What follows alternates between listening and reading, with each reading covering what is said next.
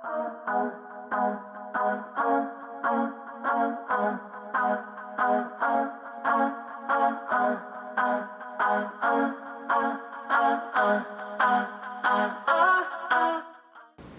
සියලු දෙනාට සාමය උදා වේවා.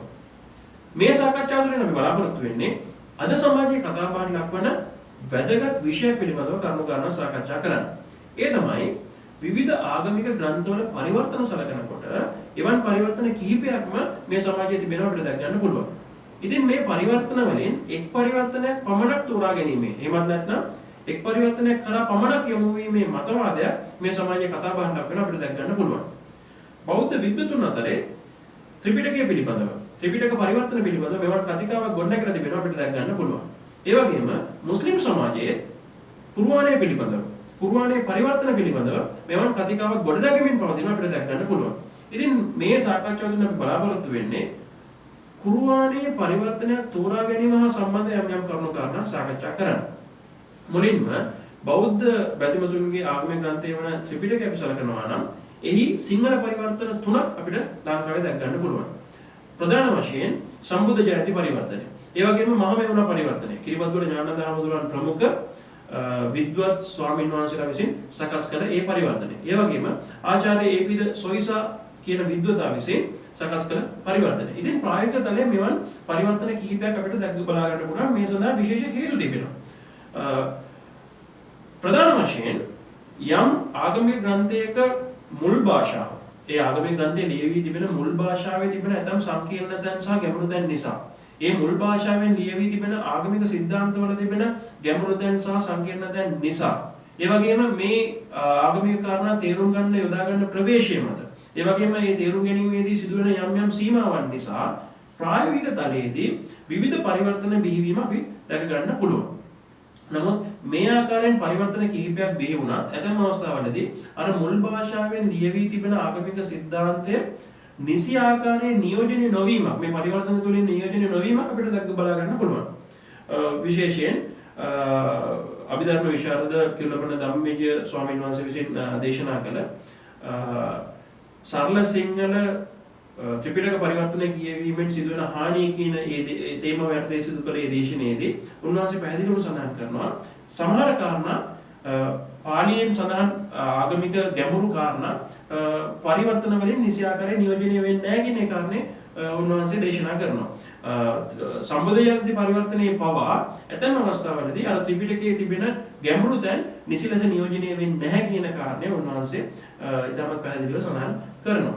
ඉතින් මේ වගේ කාරණා නිසා එක් පරිවර්තනයක් පමණක් තෝරා ගැනීම කියන විෂයයේදී මතභේදයක් ඇති වෙලා තිබෙනවා. සමහර විද්වතුන් එය අනුමත කරන්නේ නැහැ. සමහර විද්වතුන් එය අනුමත කරනවා. ඉතින් මේ වගේ කතිකාවක් බෞද්ධ සමාජය තුළ තිබෙනවා. ඉතින් අපි ක්‍රිස්තියානි සමාජය ගත්තාම ක්‍රිස්තියානි වරුන්ගේ ආගමික ග්‍රන්ථය වෙන්නේ මූලික වශයෙන් බයිබලය. නමුත් මේ වගේ බයිබල් අනුවාද කිහිපයක්ම ඔවුන් අතර තිබෙනවා. විශේෂයෙන් මේ විශේෂයෙන් සැලකිය යුතුයි අනුවාදයක් සහ පරිවර්තනයක් කියන්නේ දෙකක්. අනුවාද දෙකක් අතර වෙනස්කම් අපි සලකනවා නම් එහි අන්තර්ගතයේ පොත්වල සංඛ්‍යාව වෙනස් වෙන්න පුළුවන්. පරිච්ඡේද වෙනස් වෙන්න පුළුවන්. වැකි වෙනස් වෙන්න පුළුවන්. මේ වගේ වෙනස්කම් මේ අනුවාද අතර තිබෙනවා. ඉතින් කතෝලිකයන් භාවිත කරන Good News Bible කියන අපි අනුවාදය සලකනවා නම් මේ අනුවාදයේ පොත් රාශියක් සඳහන් වෙනවා. 73ක් මූලික වශයෙන් 73ක් සහ ඊට අමතරව ද්විතීක සම්මත ග්‍රන්ථ ඊට වඩා වැඩි ප්‍රමාණයක් සඳහන් වෙනවා. අන්තර්ගත වෙලා තිබෙනවා. ඉතින් මේ කතෝලිකයන් භාවිත කරන අනුවාදය. නමුත් අපි ප්‍රොටෙස්ටන්ත ක්‍රිස්තියානිවරුන්, රෙෆර්මාදු ක්‍රිස්තියානිවරුන් ගත්තාම ඕන් භාවිත කරන අනුවාදය පොත් 66කට සීමා වෙනවා. ඉතින් ඒ ප්‍රොටෙස්ටන්ත ක්‍රිස්තියානිවරුන් අතර පවා විවිධ අනුවාද භාවිත කරනවා. King James version එක මූලික වශයෙන්. ඒ වගේම මෙහි භාෂා ශෛලිය නිසා තෝන් මේට ප්‍රමුඛත්වයක් දෙනවා. ඒ වගේම RSV Revised Standard Version එක, NIV New International Version මේ වගේ අනුවාද රාශියක් ක්‍රිස්තියානි සමාජය තුළ තිබෙනවා. ප්‍රොටෙස්ටන්ත සභාවේ කොටසක් යයි ඔවුන් සලකන තමාව මේ හඳුන්වා දෙන ජෙහෝවාස් විට්නසස් යෙහෝවා දෙවියන්ගේ සාක්ෂි කරුවන් කියන ඒ නිකායත් ඔවුන් අර පොත් 66 භාවිත කරත් එහි සමහර පරිච්ඡේද ඔවුන් ඉවත් කරලා තිබෙනවා. ඒ වගේ සමහර වැකි ඔවුන් ඉවත් කරමින් ඔවුන්ගේ අනුවාදය ඔවුන් භාවිත කරනවා. ඉතින් මේ ආකාරයෙන් විවිධ බයිබල් අනුවාද ක්‍රිස්තියානි වරුන් අතර තිබෙනවා. ඉතින් මෙයයි ක්‍රිස්තියානි සමාජයේ තිබෙන තත්ත්වය. ඉතින් මෙය ගැඹුරු අධ්‍යයනයක්. මේ බයිබල් අනුවාද බිහිවීමට හේතුව මොකක්ද? අර වගේ භාෂාවල තියෙන මේ ගැටලු දැන් මොනවද? ඒ වගේම පිටපත්වල සංසන්දනය කරන මේ ටෙක්ස්චුවල් ක්‍රිටිසිසම් කියන විෂය මොකක්ද? මේ වගේ කරුණු කාරණා මත බයිබල් අනුවාද කිහිපයක්ම බිහි වෙලා තිබෙනවා. ඉතින් අපි දැන් කුර්ආනය ගැන සාකච්ඡා කරනවා නම් කුර්ආනය කියන්නේ මුස්ලිම් වරුන්ගේ මූලිකම ආගමික ග්‍රන්ථය. ඇත්තටම අපි කුර්ආනය කියලා අදහස් කරන්නේ සර්වබලධාරී දෙවිඳුන් විසින් මොහමද් නබිතුමාට ලැබුණු දේව පණිවිඩය. නමුත් හුඟක් දෙනා නොදන්න කාරණයක් තමයි මේ කුර්ආනය මොහමද් නබිතුමාට අනාවරණය වෙලා තිබෙන්නේ අක්ෂරාකාර 7කින්, අහරුෆ් 7කින්. ඒ කියන්නේ මූලික පණිවිඩය වෙනස් නොවි මේ මූලික පණිවිඩය තේරුම් ගැනීම පහසු කිරීමට උච්චාරණ වෙනස්කම් සහිතව වචන වෙනස්කම් සහිතව තමයි මේ කුර්ආනය මොහමද් නබිතුමාට අනාවරණය වෙලා තිබෙන්නේ. ඉතින් මේ ආකාරයෙන් අක්ෂරාකාර 7කින් අනාවරණය වූ කුර්ආනය මොහමද් නබිතුමාට අනාවරණය වූ මේ කුර්ආනය ඔහු පාරායනය කරනවා. පාරායනය කරනකොට මේක අහගෙන ඉන්න ඔහුගේ අනුගාමිකයන් කටපාඩම් කරගන්නවා. නමුත් සෑම අනුගාමිකයෙක්ම මේ කුර්ආනය අක්ෂරාකාර 7ින්ම කටපාඩම් කරගන්නේ නැහැ. එක් අනුගාමිකයෙක් එක් වැකියක් එක් අක්ෂරාකාරයෙන් කටපාඩම් කරගන්න පුළුවන්. අනිත් අනුගාමිකයා ඒ වැකියෙම වෙනත් අක්ෂරාකාරයෙන් කටපාඩම් කරගෙන තියෙන්න පුළුවන්. ඒ නිසා මොවුන් කටපාඩම් කරගත් මේ කුර්ආන් වල වෙනස්කම් සුළු වශයෙන් තියෙන්න පුළුවන්. නමුත් ඒ සෑම දෙයක්ම අර අක්ෂරාකාර 7කින් මොහමද් නබිතුමාට අනාවරණය වූ ඒ කුර්ආනයේ සම්පූර්ණ කුර්ආනයේ නියෝජනය වෙනවා. ඉතින් මේ අනුගාමිකයින් ඔවුන් කටපාඩම් කරගත්තු ඒ කුර්ආනය පිටපත් කරගන්නවා. ඒ වගේම ඊළඟ පරම්පරාවට කියලා දෙනවා. ඉතින් මේ ආකාරයෙන් මේ කුර්ආනය මුඛ පරම්පරාවෙන් ඒ වගේම මුඛ පරම්පරා මාර්ග කිහිපයකින්ම අද වෙනකන් සංරක්ෂණය වෙලා අපිට ලැබිලා තිබෙනවා. ඉතින් මේ ආකාරයෙන් මුඛ පරම්පරා මාර්ග 14ක් පිළිබඳව මේ ක්‍රිටිකල් එඩිෂන් එකේ සඳහන් වෙනවා මේ අරාබියේ තියෙන මේ ක්‍රිටිකල් එඩිෂන් කුර්ආන් එකේ මේ කුර්ආනයේ මේ 14න් මුළු මුස්ලිම් සමාජයේම පිළිගන්න මුඛ පරම්පරා ක්‍රම 10ක් මේ අන්තර්ගතයි. ඒ කියන්නේ මේ 14 10ක් මේ මුස්ලිම් සමාජයේම ඒකමතික තීරණයක ඉන්නවා මේ 10ම පිළිගන්නවා. ඉතින් මේ විෂය ඉතාමත් වැදගත්. හේතුව මේ ආකාරයෙන් අපි මේ මුඛ පරම්පරා මාර්ග වලින් සංරක්ෂණය වූ මේ කුර්ආනයට අපි කියනවා ඒ මාර්ග වලට අපි කියනවා කිරාත් කියලා. ගායන ක්‍රම කියන අපිට පරිවර්තනය කරන්න පුළුවන්. ඉතින් මේ වගේ පිළිගත්තු ගායන ක්‍රම 10ක් ඔස්සේ තමයි මේ කුර්ආනය සංරක්ෂණය වෙලා තිබෙන්නේ. ඉතින් මේ පිළිගත් මේ ගායන ක්‍රම 10 ඔස්සේ අක්ෂරාකාර 7 අන්තර්ගතයි. නමුත් සෑම ගායන ක්‍රමයකම සෑම අක්ෂරාකාරයක්ම නැහැ. ඒ නිසා කුර්ආනයේ ගැඹුරු අධ්‍යයනයක යෙදෙන කෙනෙක් මේ අක්ෂර මේ ගායන ක්‍රම 10ම අධ්‍යයනය කරනවා. නමුත් සාමාන්‍ය පුද්ගලයා කරන්නේ ඔහු අධ්‍යයනය කරන්නේ එක ගායන ක්‍රමයක්. ඔහු තමන්ගේ දැනුම පදනම් කරගන්න එක ගායන ක්‍රමයක. නමුත් දැනුම වැඩි දියුණු කරගන්න නම් ඒ වගේම විද්වතුන් තමන්ගේ ඒ කුර්ආන් විවරණ හැකියාව වර්ධනය කරගන්න නම් මේ ගායන ක්‍රම 10ම ඔහුට අධ්‍යයනය කළ යුතුයි.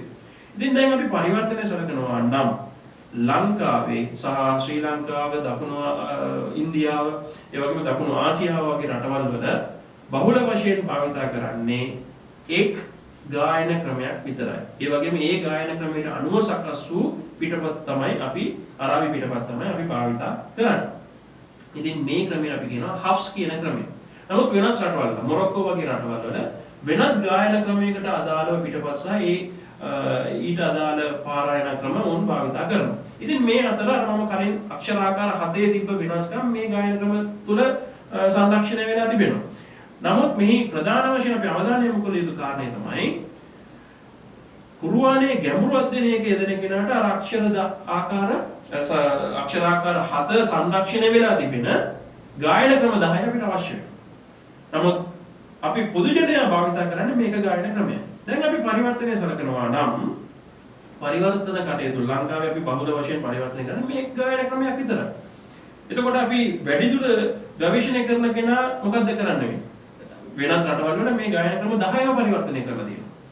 මේ දැන් මේ සම්බන්ධ පොත්පත් ලියවිලා තිබෙනවා. නමුත් මේ කාරණා ශාස්ත්‍රීය මට්ටමින් සාකච්ඡා වුණාට පොදු ජනයා මේ කාරණා දන්නේ නැහැ. නමුත් මේ කාරණා ඉතාමත් වැදගත්. අපි මේ අපි කතා කරන්න යන විෂයට.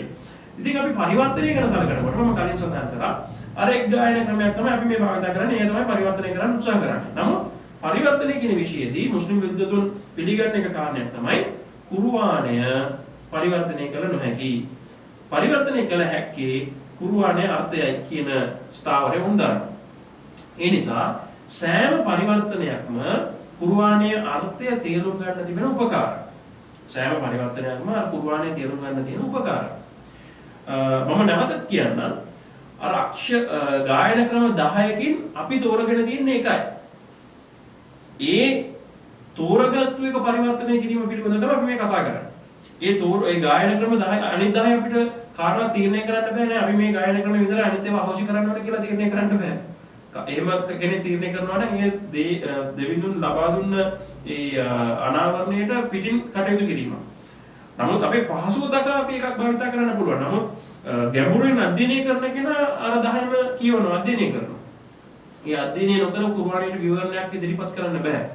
හරි. දැන් අපි නවසේ විෂයට ආවා නම් අර කුර්ආනයේ එක් ගායන ක්‍රමයක් හෆ්ස් කියන ගායන ක්‍රමයට අනුව තමයි අපි පිටපත් සකස් කරලා තියෙන්නේ. අන්න ඒහි පරිවර්තනය කරනවා අපි දැන් මේ සාකච්ඡා කරන්න යන්නේ. එතකොට මම කලින් සඳහන් කළා මේ පරිවර්තනයක් කියන්නේ කුර්ආන් පරිවර්තනයක් නෙමෙයි කුර්ආනයේ අර්ථය පරිවර්තනය කිරීම.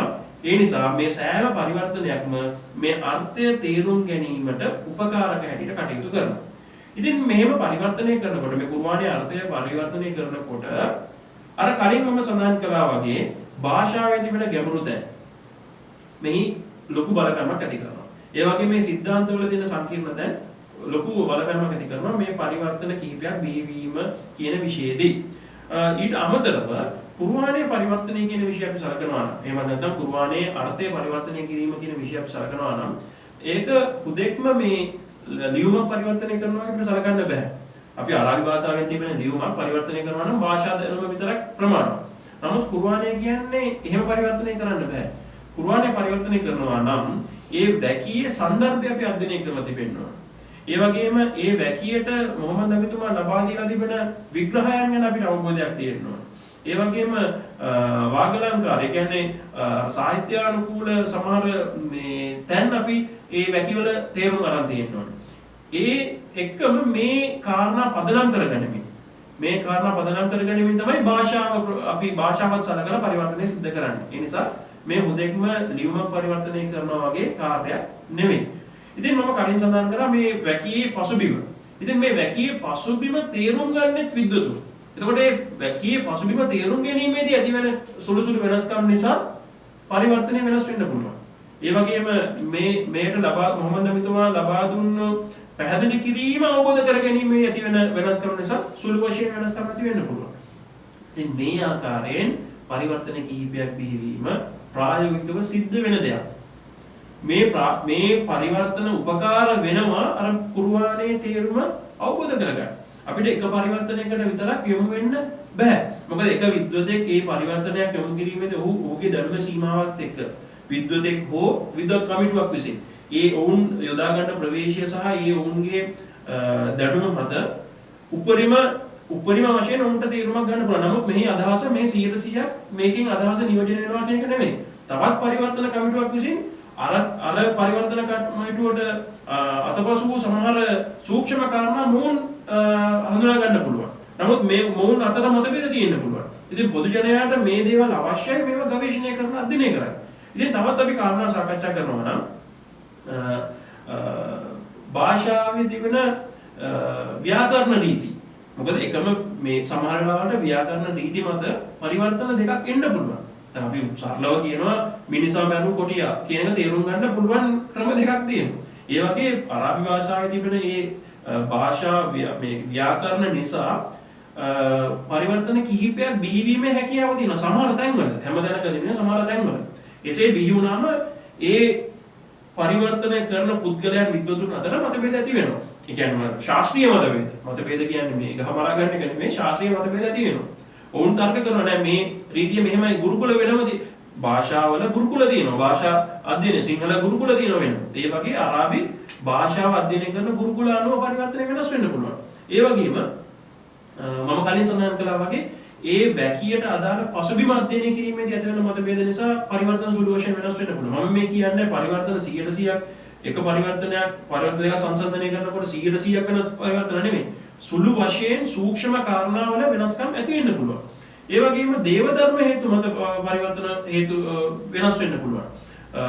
කෙනෙක් දේව ධර්ම ගුරුකුලයක් අනුගමනය කරනවා නම් ඔහු ඒ දේව ධර්ම ගුරුකුලයට අනුව තමයි කුර්ආනය පරිවර්තනය කරන්න යොමු වෙන්නේ.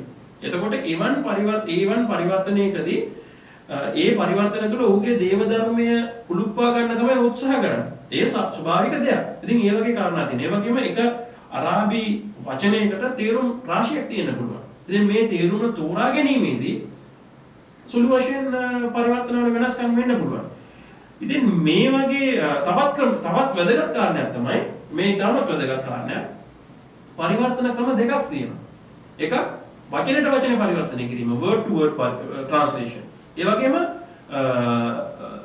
වාක්‍ය කියන්නේ paraphrasing. ඒ කියන්නේ කුර්ආනයේ තියෙන අදහස වගන්ති ඔස්සේ අපි පරිවර්තනය කිරීම. ඉතින් මේ ක්‍රම දෙකක් තියෙනවා. සමහර විද්වතුන් අනුමත කරන දෙයක් තමයි ඔවුන් කැමති දෙයක් තමයි වචනයට වචන පරිවර්තනය කළ යුතුයි. සමහර විද්වතුන් කියනවා නෑ වචනයට වචන පරිවර්තනය කළොත් මේකේ අදහස අපිට තේරෙන්නේ නෑ. ඒ නිසා මේ අදහස අපි මේ සම්පූර්ණ වාක්‍යයකින්ම ඉදිරිපත් කරන්න ඕනේ. ඒකෝරයි තේරෙන්නේ. සමහර කට්ටිය මේ ක්‍රම දෙක අතර මධ්‍යස්ථ ක්‍රමයක් වුණ අනුගමනය කරනවා. ඉතින් මධ්‍යස්ථ ක්‍රමයේ කෝකටද බර වෙන්නේ? කියන්නේ වචනයට වචන word to word translation එකට සමීපයිද නැත්නම් උගාක්ම පැහැදිලි කිරීම වලට සමීපයිද? මේ අතර විවිධ පරිවර්තන බිහි වෙන්න පුළුවන්. ඉතින් මේ දේවල් අපි අනිවාර්යෙන් සලකන්න ඕනේ. ඒ වගේම අල් කුර්ආනයේ ස්වභාවික සංසිද්ධීන් ගැන කතා කරන තැන් තියෙනවා. ඒ සංසිද්ධීන් ගැන ස්වභාවික සංසිද්ධීන් ගැන කතා කරන ස්ථානවල පරිවර්තනය කොහොමද සිද්ධ කරන්නේ? අතීතයේ ඒ වැකිය තේරුම් ගත් ආකාරයෙන් පරිවර්තනය කරනවා. උදාහරණයකට අහස් කියන වැකිය. සමාවාත් කියන අහස් කියන සමාවාත් කියන වැකිය. මේ අහස් කියලා පරිවර්තනය කරනවාද? එහෙම නැත්නම් විශ්වය කියලා පරිවර්තනය කරනවාද? ඉතින් එක ගුරුකුලයක් කියන්න පුළුවන් නෑ මේ අහස් කියලා පරිවර්තනය කළ යුතුයි. සමහර තවත් විද්වත් පිරිසක් කියන්න පුළුවන් නෑ මේ විශ්වය කියලා පරිවර්තනය කළ යුතුයි. ගවේෂණය කරන කෙනාට මේ දෙකම ඕනේ. අපි ගවේෂණය කරන මේ පරිවර්තන දෙකම සංසන්දනය කරලා අපි තීරණයකට එන්න මේ පරිවර්තන දෙකම අවශ්‍ය වෙනවා. ඉතින් සමහර පරිවර්තන තියෙනවා භාෂා ශෛලිය. අපි ඉංග්‍රීසි භාෂාවෙන් ලියවන කුර්ආන් සලකනවා නම් යූසුෆ් අලි කියන විද්වතාවෙන් රචිත ඒ පරිවර්තනයේදී සකස් කළ පරිවර්තනය උඟක්ම ඉහළ භාෂා ඉංග්‍රීසි භාෂා ශෛලියක් තියෙන. ෂේක්ස්පියර් ඉංග්‍රීසි ස්ටයිල් එකක් තමයි ඒකේ තියෙන්නේ. ඒ ශෛලිය තමයි ඌ භාවිත කරලා තියෙන්නේ. සමහර කට්ටියකට කැමති. ඒ ආගමික ග්‍රන්ථයක් ඒ වගේ ඉස්තරම් භාෂා ශෛලියකින් තිබිය යුතුයි කියලා සම්භාවනීය ක්‍රමයකින් තිබිය යුතුයි කියලා බලාපොරොත්තු වෙනවා. සමහර උදවිය කියනවා නෑ එහෙම බෑ සරලව තියෙන්න ඕනේ. ඉතින් මේ තෝරගන්නේ කොහොමද? ඒක ඒ කුර්ආනයේ හෝ ආගමික ග්‍රන්ථ කියවන පිරිස මත ඒක රඳා පවතිනවා. කෙනෙකුට දෙකම අවශ්‍ය වෙන්න පුළුවන්. මේ දෙකම අපිට සංසන්දනය කරලා අධ්‍යයනය කරන්න අවශ්‍ය වෙන්න පුළුවන්. ඒ නිසා මේ පරිවර්තන තිබීම කියන එක විවිධ පරිවර්තන තිබීම කියන එක ප්‍රායෝගික තලයේ නොවැළැක්විය හැකි කාරණයක්. ඉතින් අපි සමහර තැන්වලදී පරණ වැකි, ඒ කියන්නේ යම් වැකියක් තියෙන යම් වචනයක් තියෙන්න පුළුවන්. ඒ වචනයට අද කාලේ වෙන අර්ථයක් එන්න පුළුවන්. එතකොට ඒ සන්දර්භය අපි බලන්න ඕනේ. උදාහරණයකට ගේ කියන වචනේ ඉංග්‍රීසි භාෂාවෙන් මේ කුර්ආනයට අදාළ නැහැ පොදුවේම කතා. ගේ කියන වචනේ අපි දැන් ගේ කියලා කිව්වොත් එහෙම සමලිංගිකයා කියන අදහස තමයි මේ සාමාන්‍යයෙන් ප්‍රසිද්ධ අර්ථය. නමුත් ඉංග්‍රීසි මේ වචනය කියන්නේ ඉංග්‍රීසි භාෂාවේ මුල් අවධියේ භාවිත කරන්නේ සතුට කියන වචනේ අදහස අරගෙන. ඉතින් මේ වගේ කාරණා කුර්ආනයේ මීට වඩා අනන්ත ප්‍රමාණවත් අවස්ථා කුර්ආනය තුළ පරිවර්තන වල තිබෙනවා. නිසා මේ දේවල් අපි පරිවර්තන කිහිපයක් අධ්‍යයනය කරනකොට අපි දකිනවා. ඉතින් ඒ නිසා පරිවර්තන බිහිවීම කියන එක විවිධ පරිවර්තන බිහිවීම කියන එක යථාර්ථයක් නිසා ඒ විවිධ පරිවර්තන වල තිබීම අවශ්‍යතාවයක් අපි දකිනවා.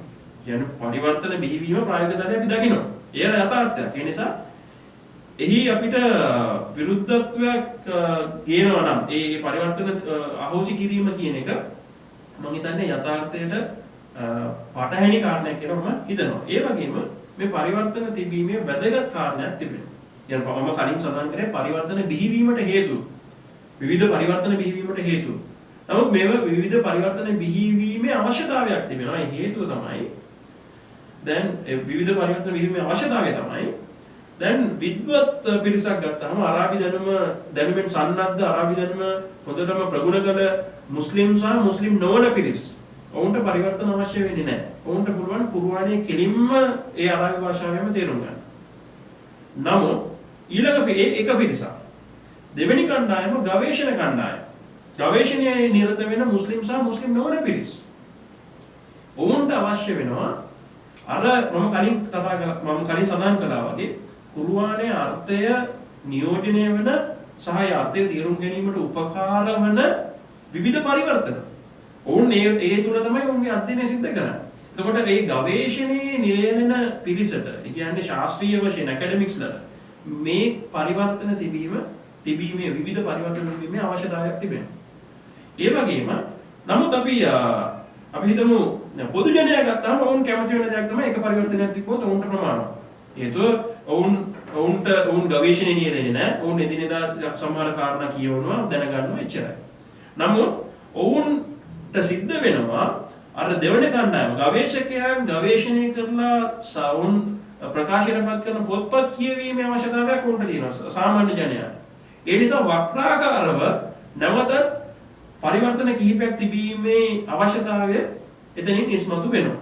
ඉතින් අපිට කවදාවත් එක පරිවර්තනයක් මත රඳා පවතින්න බෑ. අපිට මේ ස්ථීර වශයෙන් කියන්න බෑ මේ පරිවර්තනයේ 100% සෑම තැනකම සෑම කාරණයක්ම නිවැරදි කියලා. ඒ නිසා අපිට තව පරිවර්තනයක් සංසන්දනය කරන්න වෙනවා. ඉතින් මේ ශාස්ත්‍රීය නිදහස අපිට තිබිය යුතුයි. ඒ කියන්නේ මුස්ලිම් ගවේෂකයන් නොකරන කෙනාට මේ ගැටලුවක් නැහැ. ගවේෂණය කරන පුද්ගලයාට මේ නිදහස තිබිය යුතුයි.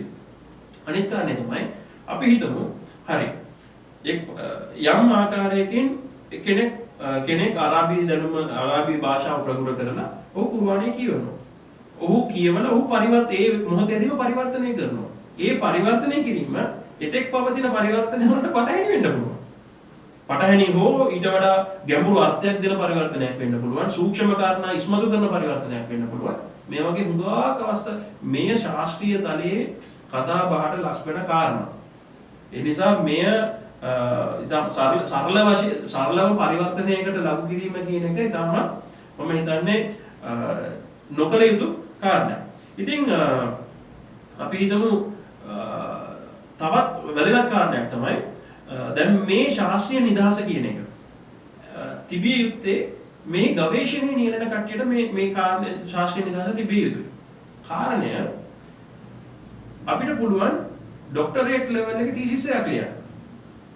අපිට අපේ ආචාර්ය උපාධිය වෙනුවෙන් ආචාර්ය උපාධියක් සඳහා අපිට මේ මාතෘකාවක් යොදාගෙන රිසර්ච් එකක් කරන්න පුළුවන්. දැන් ඒ වගේ කරපු අවස්ථා හුඟක් තිබෙනවා. කුර්ආනය කියන්නේ හුදෙක්ම ආගමීය ග්‍රන්ථයක් නෙමෙයි. විවිධ පිරිස් මේ ගවේෂණය කරනවා.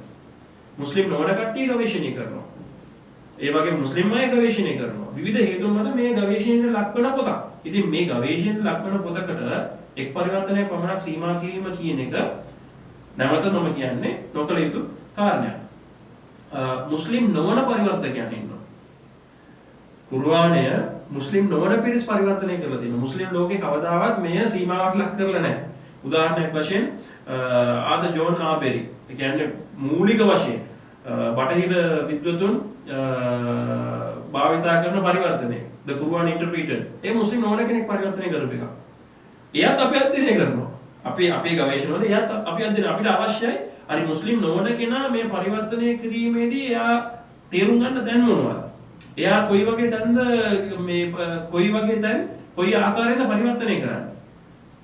එහි ඔහුගේ අවබෝධය මොකක්ද? ඒ මධ්‍යස්ථ අවබෝධයක ඉන්නවද? මේ වගේ ගවේෂණයේ නියැලෙන මේ පරිවර්තන අවශ්‍යයි. ඒ වගේම කිහිප දෙනෙක්ම ඉන්නවා. අපි නම් වශයෙන් සඳහන් කළා George Sale, Edward Henry, John Meadows, ඒ වගේම එන්.ජේ. දාවුද් යුදෙව්වි. ඔහු පරිවර්තනය කරපු කුර්ආනයේ තිබෙනවා. ඉතින්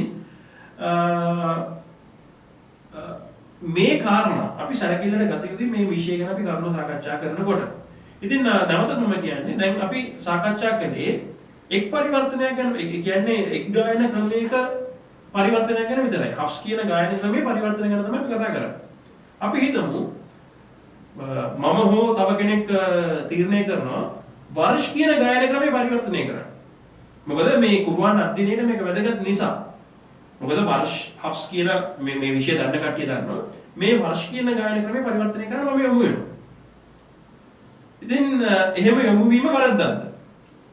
මොකද කුර්ආන අධ්‍යයනයේට මම කලින්වත් කිව්වා මේ ගායන ක්‍රම 10ම හරිනම් අවබෝධ කරගත යුතුයි. මේ කුර්ආන පිටපත් ක්‍රිටිකල් එඩිෂන්ස් හදන්නේ ගවේෂණය කරන කට්ටියට.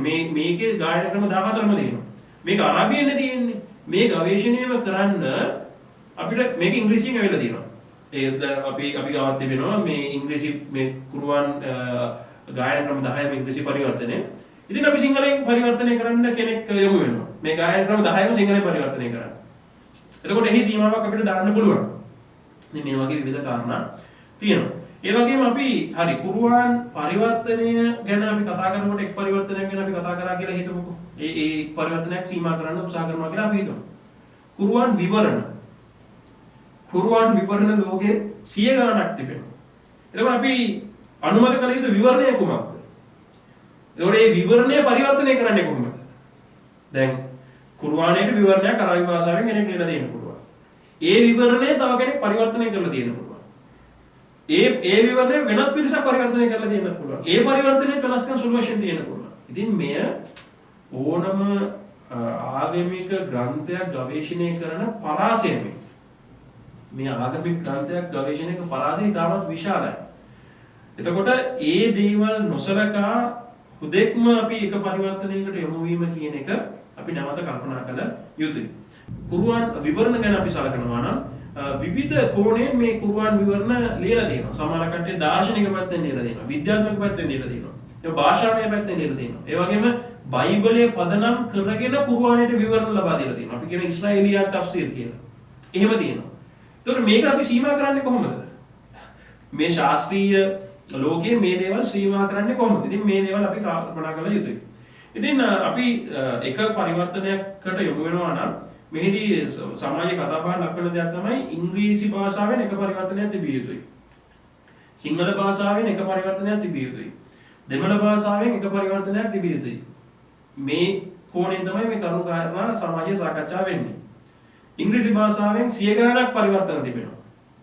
එයින් එකක් තෝරගන්නේ කොහොමද? quran.com කියන වෙබ්සයිට් එකට ගිහලා බලන්න පුළුවන් වෙබ් අඩවියේ කුර්ආන් පරිවර්තන කිහිපයක්ම තියෙනවා. ඒ වගේම ඉස්ලාම් අවේකන් කියන වෙබ්සයිට් එකේ ගිහලා බලන්න පුළුවන් පරිවර්තන කිහිපයක් තියෙනවා. මේ මුස්ලිම් නොවන කට්ටියගේ පරිවර්තනත් අන්තර්ගත කරලා තියෙනවා.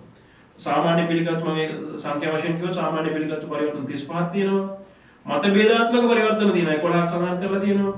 මත ભેදාත්මක කියන්නේ මේ ශාස්ත්‍රවාදී කරුණු වටාක කියන නෙමෙයි.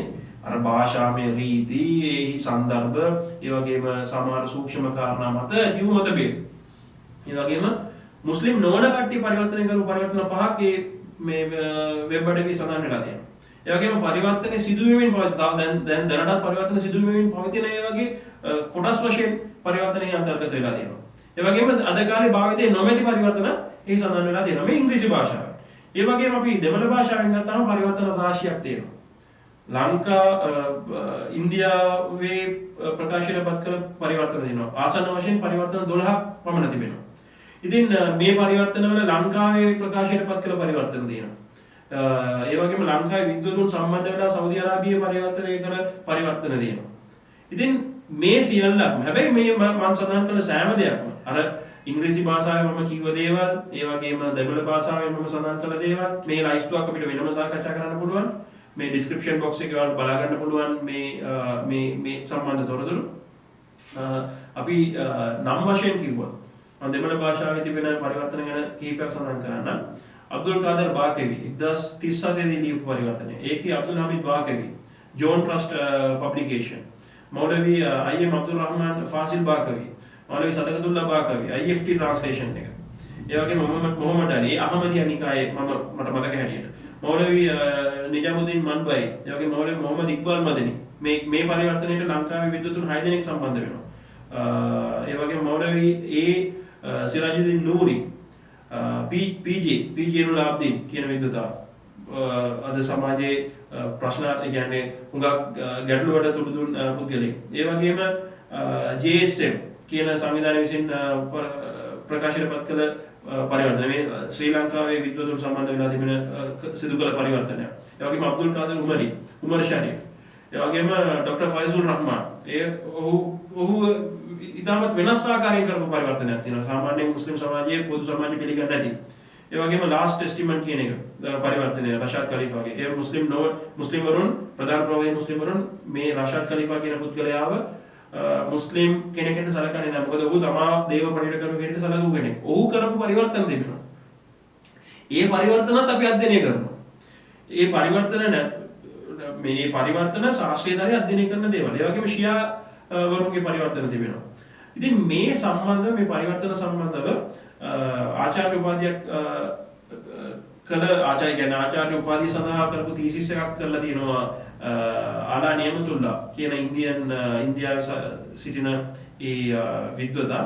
මම හිතන්නේ ළඟදීම මේක ප්‍රකාශයටපත් කරනවා. ඔහු මේ දෙමළ පරිවර්තන සියල්ලක් පිළිබඳව ලොකු ගවේෂණයක නියැලලා ඔහුගේ ආචාර්ය උපාධියට අදාළ තීසිස් එක ඔහු ඉදිරිපත් කරලා තිබෙනවා. ඉතින් මේ ආකාරයෙන් අපි සිංහල භාෂාව සලකනවා නම් සිංහල භාෂාවෙන් ලංකාවේ පරිවර්තන කිහිපයක්ම තිබෙනවා. සම්පූර්ණ කළ පරිවර්තන මම දන්න පරිදි 11ක් තිබෙනවා. ඉතින් මේ පරිවර්තන අතරින් මුලින්ම සකස් කළ පරිවර්තනය තමයි මේ පරිවර්තනය යෝනක කියන්නේ මෝස් ඇසෝසියේෂන් එකෙන්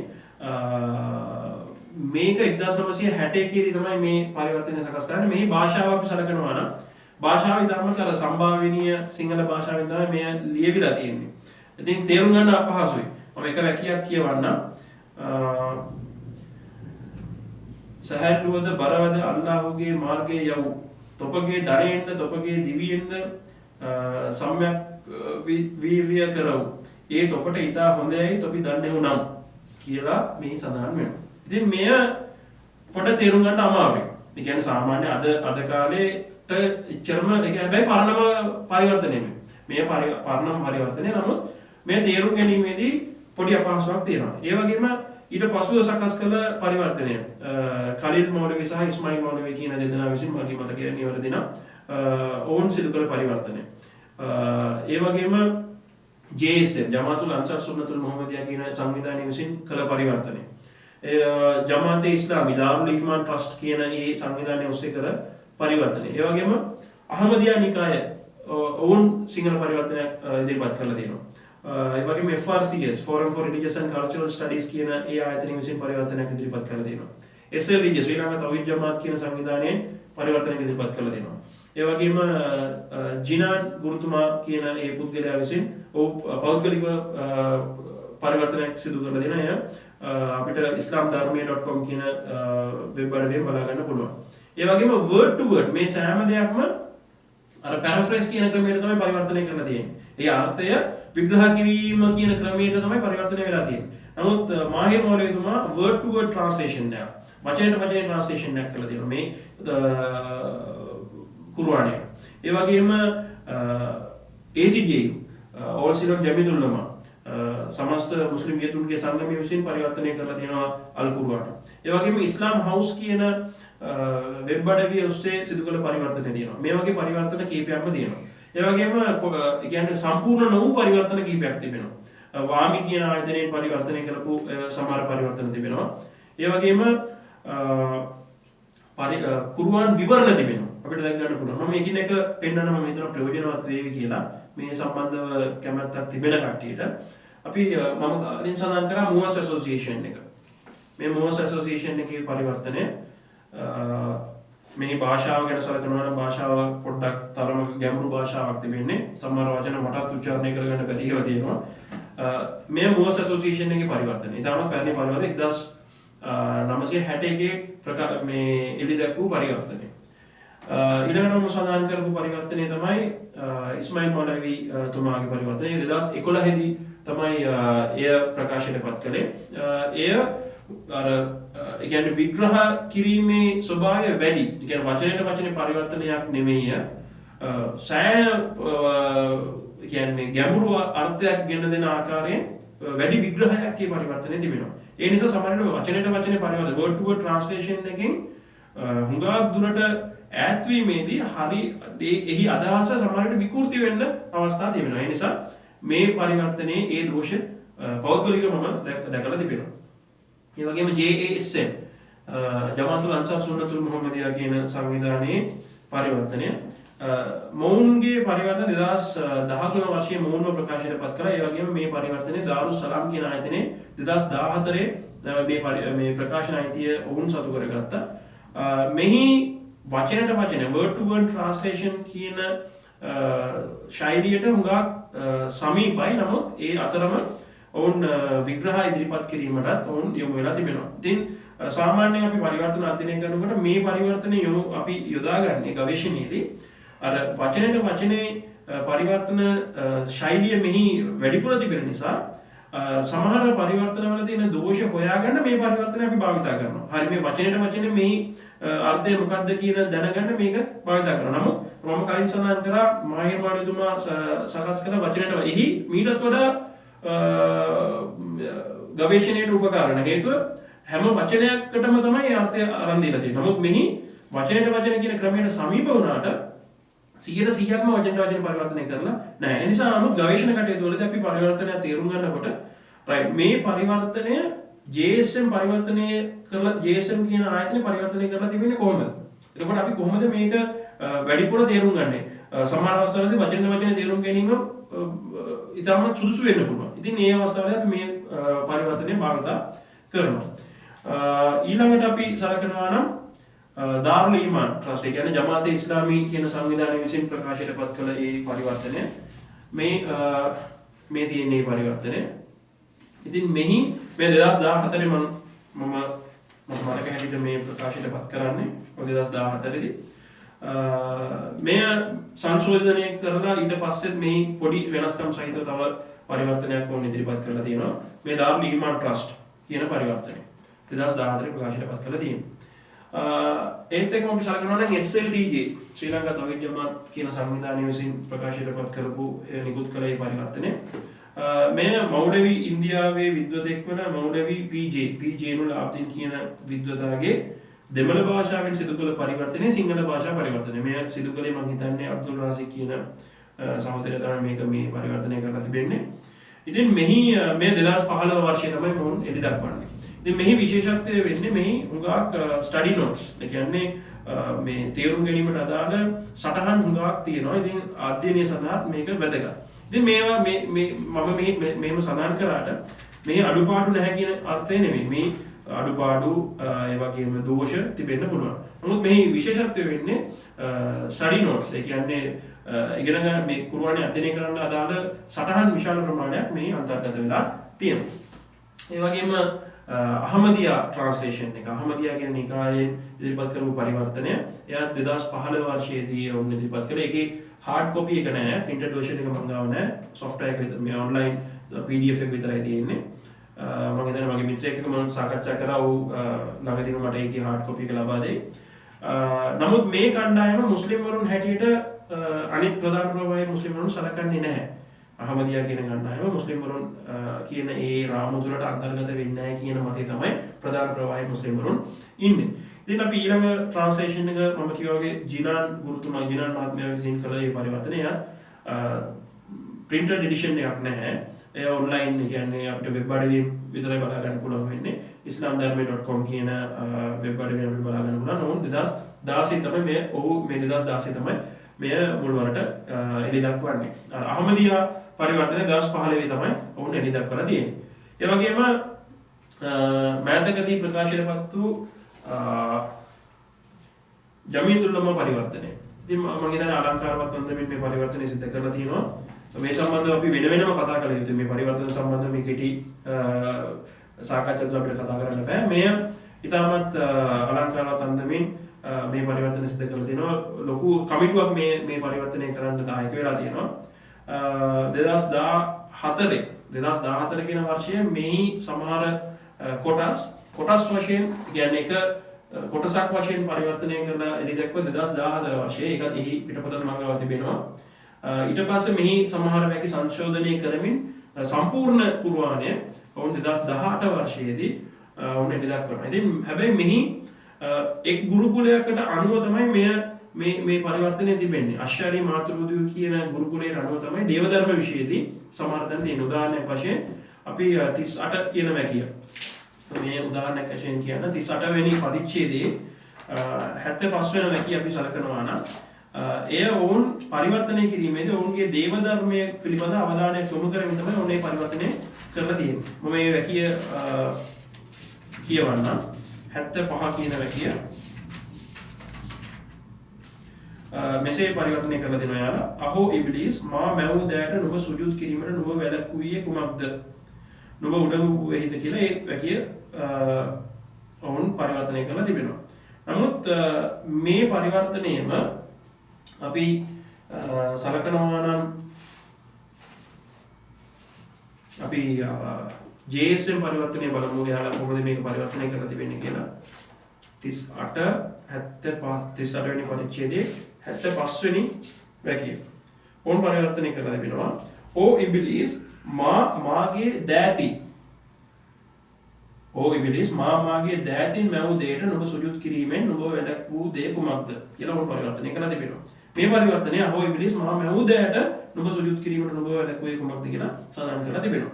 ඉතින් මෙහිදී මේ මා මැවූ දෑ කියන එකයි මාගේ දෑතින් මැවූ දෙයට නුඹ සුජුද් කිරීමෙන් නුඹ වැළැක් වූ කුමක්ද කියන වෙනසක් තියෙනවා. මේ දෑත කියන එක මොවුන් පරිවර්තනය කරන්නේ නැහැ. මේට හේතුව ඔවුන්ගේ දේව ධර්මයට අනුව මේ වගේ මෙවන් වැකි ඔවුන් වෙනත් අර්ථ කථනයන් ඔවුන් ඉදිරිපත් කරනවා. ඉතින් ඔවුන්ගේ නිදහස ඔවුන්ගේ ගුරුකුලයට අනුව කරපු ඒ පරිවර්තනය. ඉතින් මේ දෙකෙන් හරි කුමක්ද? දැන් මේක තීරණය කරන්නේ කවුද? මේ ලොකු ප්‍රශ්නාර්ථයක්. ඉතින් මේ කාරණේ පවා තවත් අපි වැදගත් කාරණයක් මම සඳහන් කළොත් අරාබි භාෂාවේ ඒක වචන, ඒ වගේම ද්විවචන සහ බහුවචන කියලා ආකාර දෙකක් තියෙනවා. ඉතින් මෙතන මොවුන් පරිවර්තනය කරලා තිබෙනවා දෑතින්. ඒතර අත් දෙකක් මේ දෑතින් කියන්නේ ඒ කියන්නේ දෙකක් කියන අදහසින් මොවුන් පරිවර්තනය කරලා තිබෙනවා. මොවුන් කිසිම ඒ වැකිය මේ පරිවර්තනයට අදාළ කරගෙනම නැහැ. ඉතින් අරාබි භාෂාවෙන් අපි අධ්‍යයනය එතකොට අපි බලනවා රයිට් මේකේ අරාබි භාෂාවේ තිබෙන්නේ මොකක්ද? මේ අධ්‍යයනය අපි කොහොමද කරන්නේ? ඉතින් මේ වගේ මම මේකෙදි කියන්නේ නැහැ කවුද හරි කවුද නිවැරදි කියන කවුද වැරදි කියන එක නෙමෙයි මම මේ සාකච්ඡා කරන්නේ. ගවේෂණයට මේ පරිවර්තන සියල්ල අපිට වැදගත්. කුර්ආනයේ වැකියක් තේරුම් ගන්න ඒ පරිවර්තන අපි උපකාරක හැටියට භාවිතා කරනවා. ඉතින් මේ ජමිදුල්ලම පරිවර්තනයේ භාෂා ශෛලිය ඉතාමත් ලස්සනයි. ඒ වගේම මම හිතන්නේ සුදුසු ආකාරයෙන් මේ පරිවර්තනය තිබෙනවා. මෙහි Android version එකක් තිබෙනවා. අපිට Android version එකත් අපිට බලා ගන්න පුළුවන්. ඉතින් මීට අමතරව තවත් දෙයක් මට අතපසු දෙයක් තමයි FRCS කියන ආයතනය විසින් පරිවර්තනය කළ පරිවර්තනය. මෙයත් මතක හැටියට 2015-16 කියන වර්ෂයේ තමයි මොවුන් මෙය එළි දක්වන්නේ. ඉතින් මේ කාරණා එක්ක බලනකොට ඉතාමත් පැරණිම පරිවර්තන හැටියට තියෙන්නේ මෝස් ඇසෝසියේෂන් එකෙන් පරිවර්තනය කළ පරිවර්තනය. නමුත් මෙහි භාෂාව අදට සුදුසු තත්ත්වයේ නැහැ. නමුත් කෙනෙකුට මෙය ප්‍රමාණවත් වෙන්න පුළුවන්. මේ සම්භාවනීය සිංහලෙන් තියෙන මේ පරිවර්තනය කෙනෙක් අගය කරන්නත් පුළුවන්. ඉතින් ඒ පුද්ගලයාගේ රුචිකත්වයේ මත සමහර වෙලාවට නූතන පරිවර්තන වල නොමැති දේවල් මේ පරිවර්තනය අන්තර්ගත වෙන්න පුළුවන්. ඉතින් මේ වගේ කාරණා මේ පරිවර්තන කියන විෂයේදී තියෙනවා. ඉතින් අපි මේ කාරණා එක්ක බලනකොට දැන් අපි දැනට සමාජයේ තියෙන කතා බහට ලක් වෙන ගැටලුව තමයි එක පරිවර්තනයක් කරා යොමු වීම. ඉතින් මේ එක පරිවර්තනයක් කරා යොමු වීම කියන විෂය කතා කරන්න කලින් මේ පරිවර්තන විෂයේදී තවත් වැදගත් කාරණා ඉදිරියට කතා කරන්න තියෙනවා. ඒතර මේ කුර්ආන් පරිවර්තනය කියන එක කුර්ආන් අධ්‍යයනය කියන එක හැම දවසකම අපි ගවේෂණය කරමින් සමාජයට කරුණු ඉදිරිපත් කරන විෂයක්. ඉතින් අපි උදාහරණයකට හිතමු මේ කුර්ආනය වෙනත් කෝණයකින් අපි ගවේෂණය කරනවා කියලා. උදාහරණයකට ඉද්රාජ් කියන ක්‍රමයක් තියෙනවා. මම මේ ඉද්රාජ් කියන ක්‍රමයට උදාහරණයක් කියන්න. මේ විෂයන් ගැඹුරින් කතා කළ යුතුයි. නමුත් මේ කෙටියෙන් මේ සම්බන්ධ පොඩි අවබෝධයක් ගන්න තමයි මම මේ දේවල් කාරණා ඉදිරිපත් කරන්නේ. මේ ඉද්රාජ් කියන ක්‍රමය මම තේරුම් ගන්න පොඩි උදාහරණයක් කියන්න. කුර්ආනයේ 7 වෙනි පරිච්ඡේදයේ 155, 156, 157 කියන වැකිය කියවන්න පුළුවන්. මේ 155 මම කෙටියෙන් කියන්න. 155 කියන වැකිය මූසා කියන නබිතුමාගේ ජනතාව පිළිබඳ සාකච්ඡා වෙනවා. එතකොට මේ මූසා නබිතුමාගේ ජනතාව පිළිබඳ සාකච්ඡා වෙමින් යන අතරතුර 57 වෙනි වැකියේ සඳහන් වෙනවා ඔව්හු කියවීමට හා ලියවීමට නොදන්නා මෙම දූතයා, ඒ කියන්නේ මේ නබිවරයා මොහමද් නබිතුමා අනුගමනය කරති තමන් වෙතදී තවරාතයේද ඉන්ජීලයේද මොහුගෙන සඳහන් වී තිබීම ඔව්හු දකති. දැන් මෙතන ඔව්හු කියලා අර්ථවත් වෙන්නේ මූසා නබිතුමාගේ ජනතාව නම් ඒ ජනතාව සතුව ඉන්ජීල් කියන ධර්ම ග්‍රන්ථය තිබිය යුතුයි කියන තර්කය මතුවෙනවා. නමුත් ඔවුන් සතු තිබ්බ තවුරාත් කියන ධර්ම ග්‍රන්ථය විතරයි. ඉතින් මේ කාරණය කිසිම පරිවර්තනයකින් මේ කාරණයට අදාළ මේ විග්‍රහය ඉදිරිපත් වෙලා නැහැ. මේ ඉදරාජ් කියන මේ වෙනම විෂයක්. ඉදරාජ් කියන විෂයේදී අපි කියන vocal footnoting. එතකොට මේ කාරණයක් කතා කරගෙන යන අතරතුර විශේෂ කාරණයක් ඒ කාරණේ ඉදිරිපත් කරන පුද්ගලයා පාඨකයාට ලබා දෙන්න විශේෂ සටහනක් තමයි මෙතනින් සඳහන් වෙන්නේ. ඒ නිසා ඔහු කියලා අර්ථවත් වෙන්නේ ඒ කාලේ මූසා නබිතුමාගේ පිරිස නෙමෙයි, මූසා නබිතුමාගේ ජනතාව නෙමෙයි, අද කාලේ සිටින ඒ ධර්ම අනුගමනය කරන පිරිසයි මේ අර්ථවත් වෙන්නේ කියලා අපිට මේ අධ්‍යයනයේ ප්‍රතිඵලයකට අපිට කියන්න පුළුවන්. මේ ඉදරාජ් කියලා කියන්නේ මේ ගැඹුරින් අපි අධ්‍යයනය කළ යුතුයි. මම කියන්නාවේ මේ කාරණය කිසිම පරිවර්තනයක දක්වලා නැහැ. ඒ කියන්නේ මේ වගේ විෂයන් ඉදිරියට අපිට ගවේෂණය කරන්න ඕනේ. ඒ නිසා අපි සාමාන්‍යයෙන් යෝජනා කරන දෙයක් තමයි කලර් කෝඩින් සිස්ටම් එකක්. එතකොට මේ ෆුට් නෝට් එක වෙනම වර්ණයකින් ඉදිරිපත් වෙනවා. මේ වගේ ස්ටඩි කුරුවාන් අධ්‍යයනය සඳහා තිබෙන විවිධ පරිවර්තන සහිත කුරුවාන් අපිට අනාගතය අවශ්‍යයි. එහෙම තිබියදී එක් කුරුවාන් පරිවර්තනයකට සීමා වීම කියන එක ශාස්ත්‍රීය වශයෙන් පිළිගන්න අපහසු කාර්යයක්. අපි බයිබලය ගත්තාම බයිබලයේ ස්ටඩි බයිබල්ස් තියෙනවා, කලර් කෝඩඩ් බයිබල්ස් තියෙනවා, ක්‍රොස් රෙෆරන්ස් බයිබල්ස් තියෙනවා. එතකොට විවිධ ක්‍රමවලින් මේ බයිබලය අධ්‍යයනය කරන්න උපකාරක වශයෙන් ඒවා කටයුතු කරනවා. ඒ වගේම කුර්ආනය ගත්තාම කුර්ආනයේ පරිවර්තන වලින්, කුර්ආනයේ විවරණ වලින්, ඒ වගේම අර මම කලින් සඳහන් කළා වගේ ක්‍රොස් රෙෆරන්සිං ක්‍රම වලින්, කලර් කෝඩ්ස් වලින් ඉදිරියට ගවේෂණය කරමින් සමාජය දැනුවත් කිරීමේ අවශ්‍යතාවය තිබෙනවා. ඉතින් එවන් තත්වයකදී අපි එක් පරිවර්තනයකට සීමා වීම කියන එක ශාස්ත්‍රීය වශයෙන් පිළිගන්න අපහසු කාරණයක්. නමුත් ඇයි මේ දෙයට යොමු වුනේ? ඇයි එක පරිවර්තනයක් තිබිය යුතු? ඇයි මේ වගේ මතයක් සමාජයේ ගොඩ නැගුණේ? මේකට හේතුව පාස්කු ප්‍රහාරයෙන් පස්සේ ඒ සම්බන්ධව විමර්ශනය කළ ඒ කමිටුව විසින් ප්‍රකාශයටපත් කළ ඒ වාර්තා කමිෂන් රිපෝට් එකේ සඳහන් වෙනවා. ඉංග්‍රීසි භාෂාවෙන් තිබෙන රිපෝට් එකේ 441 වෙනි පිටුවේ සඳහන් වෙනවා Islamic religious text කියන ඒ මාතෘකාව යටතේ there should be one translated Holy Quran in Sinhala, Tamil and English which is published by the Ministry of Religious Affairs. It could be acceptable for all Muslims to avoid wrong interpretations. After this common edition is compiled, all the other privately translated versions of the Quran should not be permitted to use by the general public. Because several Muslim religious scholars testified that Sahran was misinterpreting the Holy Quran using different texts. දැන් මෙතන version කියන වචනේ අපිට අනුමත කරන්න බෑ. මේ translated versions කියන්නේ version එකක් වෙනස්, translation එකක් කියන්නේ වෙනස්. ඒ විෂය දන්න කෙනා දන්නවා. Bible edition එකක් කියන්නේ වෙනස්, Bible translation කියන්නේ වෙනස්. Bible version එකක් කියන්නේ වෙනස්, Bible translation එකක් කියන්නේ වෙනස්. මම උදාහරණයකට කිව්වේ මේ Bible එක ගැන මෙතන සඳහන් වෙන්නේ නැහැ. ඒ වගේම version එකක් කියන්නේ Quran version එකක් කියන්නේ වෙනත් දෙයක්, translation එකක් කියන්නේ වෙනත් දෙයක්. හරි. කොහොම ගත්තත් මොවුන් මේ කාරණේ ඉදිරිපත් කරන්නේ මේ පරිවර්තන කිහිපයක් නැතුව එක පරිවර්තනයකට ඒම මේ පාස්කු ප්‍රහාරය හා සම්බන්ධ කිරීමක් තමයි මම දකින්නේ පෞද්ගලිකව. නමුත් මේ කිසිදු පරිවර්තනයක සිංහලෙන් තියෙන සිංහල පරිවර්තනයක හෝ මම කියවා තිබෙන ඉංග්‍රීසි සහ දෙමළ පරිවර්තන වල ත්‍රස්තවාදී මතයක් කිසිම තැනක නැහැ.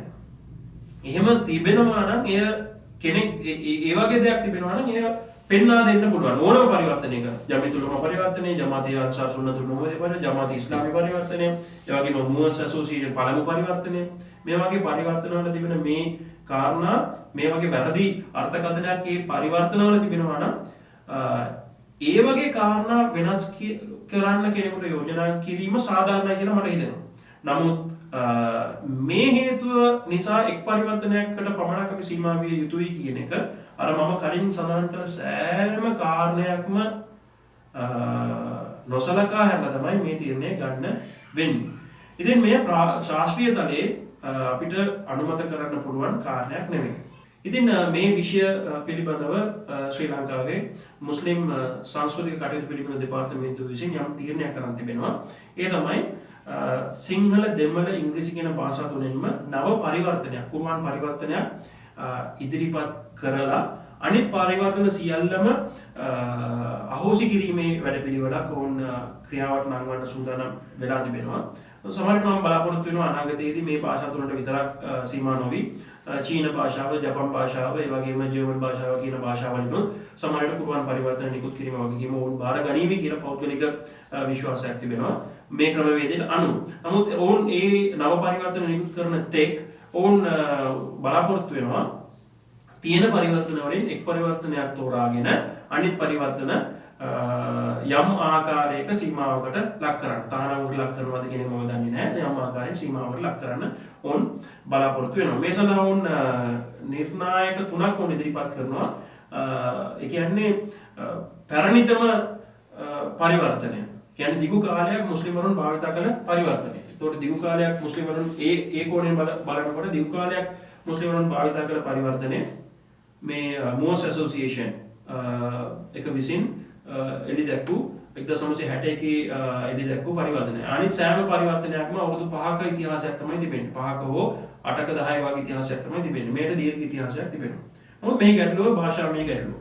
ඒ වගේම පහසු භාෂාව කියන පහසුවෙන් තේරුම් ගන්න පුළුවන් භාෂාවකේ පරිවර්තනය තිබිය යුතුයි කියන කෝණයෙන් පරිවර්තනයක් තෝරාගත යුතුයි කියන කාරණය වුණ ඉදිරිපත් කරනවා.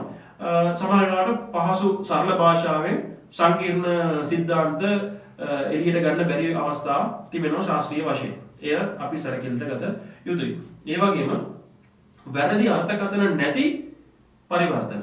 ඉතින් මේ විෂය හරි සංකීර්ණයි. වැරදි අර්ථකථන නැති පරිවර්තන කියලා අපි කිව්වම මේ වැරදි අර්ථකථනය කොයි හා සම්බන්ධවද? ත්‍රස්තවාදය හා සම්බන්ධ වැරදි අර්ථකථනද? එහෙම නැත්නම් දේව ධර්මයේ සම්බන්ධ සහ තවත් නීතිවේදයේ සම්බන්ධ වැකිවල වැරදි අර්ථකථනද? මොකද කිසිදු පරිවර්තනයක මේ ත්‍රස්තවාදය හා සම්බන්ධ වැරදි අර්ථකථනයක් මම දැකලා නැහැ මගේ ගවේෂණය තුළ. ඒ නිසා අනිත් කාරණා දේව ධර්මයේ සහ නීතිවේදයේ සම්බන්ධ වැකිවල වැරදි අර්ථකථන නෙමෙයි වෙනස් අර්ථකථන තමයි අපිට දැක් ගන්න පුළුවන් වෙන්නේ. මොකද සාපේක්ෂයි. එක් අර්ථකථනයකට සාපේක්ෂව අනිත් එක වැරදි කියලා එක විද්වතෙක් කියන්න පුළුවන්. ඒ විද්වතා මේ අර්ථකථනය වැරදි කියලා කියන්න පුළුවන්. ඒ නිසා මේ හැම දෙයක්ම බලන වාස්තික නිර්ණායකයක් නැහැ. ඔවුන්ගේ ගවේෂණ වල තමයි ඒක වෙනස් වෙන්නේ. නමුත් කිසිදු පරිවර්තනයක මම දන්න පරිදි මාගේ කියවීම අනුව ත්‍රස්තවාදයේ සම්බන්ධ වැරදි අර්ථකථනයක් නම් මම දැකලා නැහැ. ඉතින් මේ ආකාරයෙන් තෝරාගත්තත් සිංහල, ඉංග්‍රීසි සහ දෙමළ කියන භාෂා තුනෙන් තියෙන පරිවර්තන වලින් එකක් තෝරාගත්තා. ඒ තෝරාගත්තු පරිවර්තන අතර වෙනස්කම් තියෙන්න පුළුවන්. ඉංග්‍රීසි භාෂාවේ එක් වැකියක් සිංහල භාෂාවේ වෙනකොට හාත්පසින්ම නෙවෙයි හාත්පසින් වෙනස් වෙන්න ඉඩක් තියෙනවා. එහෙම අවස්ථා අපි දැකලා තියෙනවා. සමහර තැන්වල සුළු වශයෙන් වෙනස්කම් තියෙන්න පුළුවන්. ඉතින් මේ කුර්ආනයේ විතර නෙවෙයි ඕනම ඓතිහාසික ලියවිල්ල පරිවර්තනය කිරීමේදී මුහුණ දෙන ගැටලුවක් මේක. ඉතින් එවන් පරිවර්තනයක් අපි තෝරා ගැනීමේදීත් මේ වගේ ගැටලු තැන් අපි අවධානය යොමු කළ යුතුයි. ඉතින් අපි අවසානයේදී මුස්ලිම් කල්චරල් ඩිපාර්ට්මන්ට් මුස්ලිම් සංස්කෘතික කටයුතු පිළිබඳ දෙපාර්තමේන්තුව විසින් යම් පරිවර්තනයක් නිකුත් කළා කියලා අපි උපකල්පනය කරා. ශාස්ත්‍රීය මට්ටමින් මේ පරිවර්තනයට විවේචන ඉදිරිපත් කරන්න පුළුවන්. කෙනෙකුට ડોක්ටරේට් තීසිස් එකක් ලියන්න පුළුවන් මේ පරිවර්තනය සහ අරාබි අතර කොයිතරම් දුරට සමීපයිද නැද්ද කියලා තීසිස් එකක් ඉදිරිපත් කරන්න පුළුවන්. ඒ තීසිස් එක තුල විකල්ප පරිවර්තන බිහි වෙන්න පුළුවන්. ඉතින් ඒ පරිවර්තන සීමාවට ලක් වෙනවා කියන්නේ ශාස්ත්‍රීය තරයේ සීමාවට ලක් කිරීමක්. ඉතින් මේ වගේ කාරණා රාශියක් තිබෙනවා. ඉතින් කෙටියෙන් තමයි මේ කරුණු දැක්වීම මම මේ සාකච්ඡාව තුළ කළේ. හුඟක් දැන් සංකීර්ණ දැන් තියෙනවා. සමහර විට මේ බලන කෙනෙක් සමහර තැන්වල නව ගැටලු ඇති වෙන්න පුළුවන්. විශේෂයෙන් අර අහුරුෆ් 7 ගැන, ඒ වගේම අර මුඛ පරම්පරාව ගැන, මේ ක්‍රිටිකල් එඩිෂන් එක ගැන ප්‍රථම වතාවට කෙනෙකුට ඇහෙන්න ලැබෙන්න පුළුවන්. ඉතින් මේ කාරණා ගැන ගැඹුරු අධ්‍යයනයක කෙනෙක් ඉන්නවා නම් මේ එක් පරිවර්තනයක් පමණක් සීමා කිරීම කියන එක ඒ කාරණය ශාස්ත්‍රීය මට්ටමින් කිසිසේත්ම පිළිගන්න පුළුවන් කාරණයක් නෙවෙයි කියන තීරණයට එළඹෙවි කියන ඒ බලාපොරොත්තුවෙන් මේ සාකච්ඡාව මම නිමා කරනවා. ඔබ සියලු දෙනාට ශාන්ති හා සමාදානය උදා වේවා.